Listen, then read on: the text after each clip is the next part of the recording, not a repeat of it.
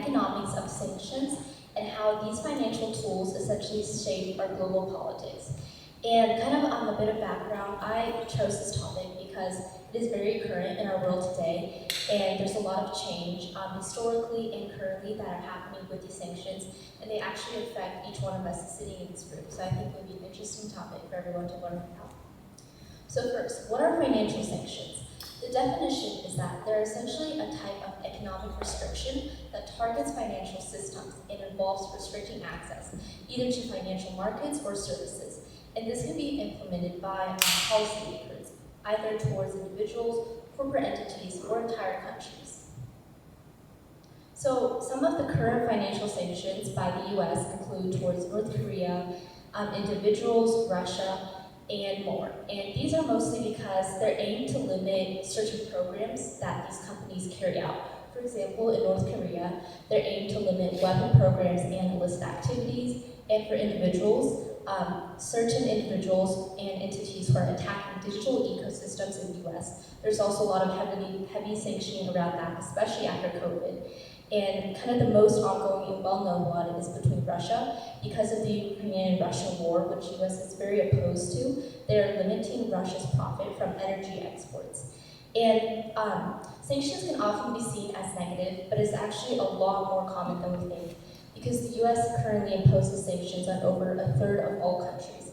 And to put it into simple terms, financial sanctions are essentially kind of a punishment to countries for their actions, programs, or activities that they're carrying out that the US does not approve. So it is much more common than we think, and we'll deep dive into the different types of sanctions. So kind of based on all this, my research question is, how do financial sanctions function as tools of economic warfare, and what essentially determines their effectiveness in achieving geopolitical goals? And so sanctions are more and more used as an economic warfare tool to achieve specific foreign policy goals. So instead of military force, like historically we have seen in World War I, World War II, even in the Cold War, where there's a lot more physical fighting and even trade alliances, there's more increasingly sanctions used throughout the world, as well as the US, to kind of, as a form of economic pressure, and it aims to induce change without resorting to military force. So kind of to understand economic sanctions, we need to first understand supply and demand, which is very simple. As you can see in the graph on the left, as supply increases, demand goes down, and as demand increases, supply kind of goes down. And at the point where they meet, it's called the supply and demand equilibrium, and that is the active market equilibrium where kind of businesses and countries want to be at for the best output and best income. However, because of trade sanctions to a country, a supply shift will happen, and it differs from the supply and demand equilibrium. So kind of the result is a decreased output, increased costs, and a demand and shortages. So as you can see in the graph on the right, even though the demand stays the same, the supply is going to the left, which means there's less supply, and that causes a dead weight loss, which essentially means that the supply is not meeting the demand because of shortages and these sanctions that are being imposed. But we can also understand it through the lens of opportunity cost and comparative advantage. So opportunity cost is basically the loss of potential gain from other alternatives. For example, spending your money on a notebook instead of candy. In this case, candy will be the opportunity cost. And comparative advantage is the ability to produce more efficiently than another group. For example, it takes more resources or less resources for Company A to produce a notebook than Company B. So in that case, Company A would have the comparative advantage.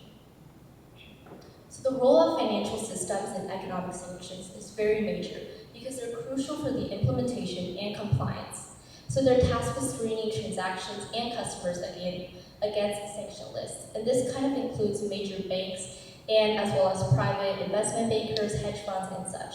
And their responsibility is to report suspicious transactions and hold blocked funds. So they really contribute to the effectiveness of sanction regimes. And there's many different types of financial sanctions. The most common one is asset freezes, which is where companies or countries block or seize assets held by sanctioned entities. And there's also restrictions on transactions, which is when you prevent transactions from being carried out, essentially. And there's also limitations on access and platforms, where companies restrict access to banking, insurance, and other financial services. So in the example between US and Russia, Russia actually does not have access to the SWIFT network, which facilitates international payments, and this will greatly damage their economy, as seen. So the impacts of financial sanctions are very major, because when you have reduced access to capital, it makes it much more difficult for sanctioned entities to raise capital, invest, and finance their activities. And this also causes a disrupted international trade and investment, because it disrupts the investment flow, it impacts supply chain and economic activity. And this also causes an overall economic and political pressure, because it exerts pressure on a certain country or entity to change its behavior or policy in the end, which is the goal of economic sanctions. So to see this through the lens of case studies, we first look at a sanction on an international entity. So in 2005, the US placed a major sanction on Banco Delta Asia, which is a very big bank in China. And the reason for that was they were allegedly conducting business with North Korea, which violates basically every US rule. And the nature of the sanction was that they severely restricted the ability to operate. So they cut off the US financial system with them and had its correspondence banking relationships completely terminated. And the impact of this was very major for the bank. They saw a 70% decrease in their profits over 15 years, and that's why they filed a lawsuit against the US Treasury and FinCEN in 2013. So after 15 years, after a thorough investigation, the US Treasury did revoke the sanctions against BDA in August of 2020, and since then, BDA has seen a much more increase in their profits. So another case study that we can look at is a sanction against a country. So since the Cold War, the US has placed a major sanction on Cuba. This is because of the Cuban Revolution, which the US lost in, and their alliance with the Soviet Union. So as we all know, during the Cold War, the US had major tensions with what is now Russia. And however, Cuba aligned themselves with the Soviet Union, so the US's response was a sanction against the country. So as I said before, sanctions really are kind of like a punishment towards countries because of their certain alliances or policies. And the nature of this sanction was very comprehensive, because the US enacted embargo restricts exports of goods and services to Cuba. And this greatly affected citizens of both countries, because it generally prohibited financial transactions from Cuba or citizens without a license. And the impact for Cuba was very major. It actually resulted in a cumulative loss of hundreds of billions of dollars in the country. It really affected the tourism industry, and it limited access to the US dollar for them, which exacerbated wealth inequality in Cuba. And finally, we can look at the final case study 3, which is sanctions globally. This is currently happening, as we all know. The US has posed tariffs to pretty much every country in the world, and tariffs are also a form of economic sanction because they limit what countries can export and how much they have to pay for that. And the reason for the sanction was that it was a threat or implementation used to pressure countries to either change their trade practices or make other policy changes to align with the US's goal. And the nature of this sanction was very major as well. There was a baseline of 10% tariff that applies to most imported goods from nearly all countries, and also there were many sector-specific ones, as a 25% tariff was applied to all steel, aluminum, and imported cars. So the impact of this is obviously still ongoing, but what economic policymakers are expecting to see is that domestic manufacturers may benefit because there's less competition and increased demand. However, consumers like us will face higher prices, and it will also contribute to a higher inflation of 2.3 percentage points in the short run. So that is a lot more than the expected or kind of wanted 1.5 to 2% increase. So because of that, it's going to reduce global GDP as well. And economic sanctions greatly affect not just countries or companies, but also people every day. So there's many unintended consequences from that. So economically, it disrupts trade and investment flows between targeted country and its neighbors, which leads to overall economic hardship. And there's also a lot of social unrest and conflict from that, because it exacerbates social tensions, which often drives people into the black market and criminal activities. So overall, you can expect to see a lot more crime rates and insecurity when there are sanctions imposed. And finally, perhaps the most major one, and ethically, that policymakers have to consider when imposing sanctions, are the human rights violations. Because by restricting access to essential goods and services, it does exacerbate existing humanitarian crises. So a lot of times you will see increased suffering for many vulnerable populations.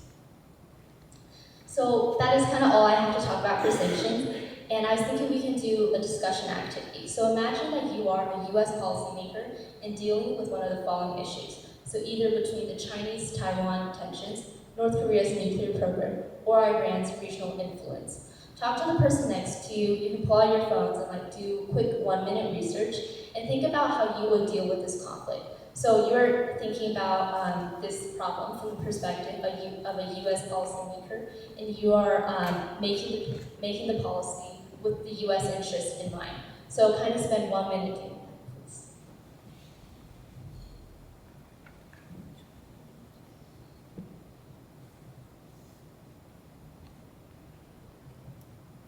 You can also discuss with the person next to you about your thoughts.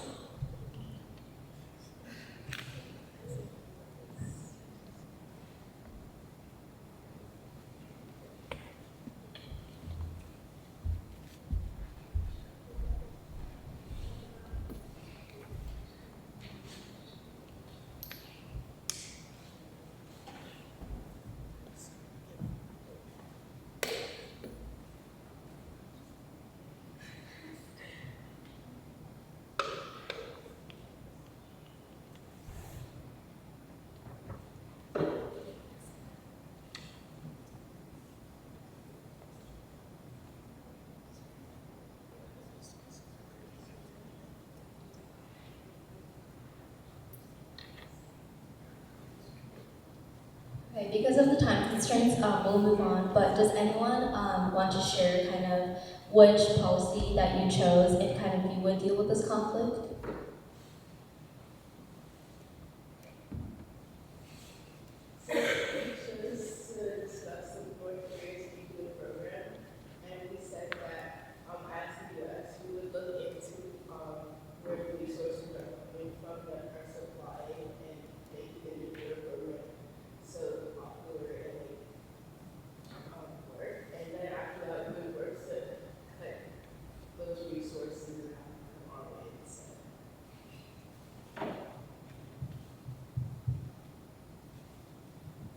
Does anyone else want to share out more? I think that one item for China, Taiwan, that's pretty much the U.S.'s restriction on exporting AI chips and NVIDIA chips to China. I think that's a very interesting thing. It's not just like that. It's like I think it's less like us including other countries, it's like kind of us restricting our own export to other countries. I think that could be one way. Like for China, Taiwan, they're really their exports like maybe very little that makes anything not something or like the economy and also restricting they require that like use. Definitely, yeah, I agree. I forgot, I didn't have the time to mention this, but another side of sanctioning is where we limit our exports. So that's also a sanction for other countries because they're not getting the goods that we want. So thank you for mentioning that. Anyone else?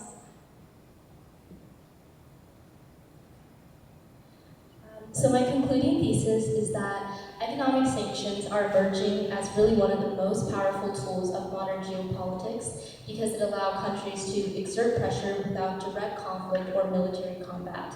And the effectiveness ultimately really depends on economic interdependence, and there's multiple factors to that. And even though it can cripple industries and isolate nations, they also carry unintended consequences like we talked about. So in a globalized world, economic tools like sanctions really are not just financial levers anymore, but they're more strategic weapons in a new kind of warfare. So thank you to Sophia, Alyssa, and also Dr. Blakeney for being our club advisor. Thank you everyone who supported with club this year, and I really appreciate everyone for being here, and thank you.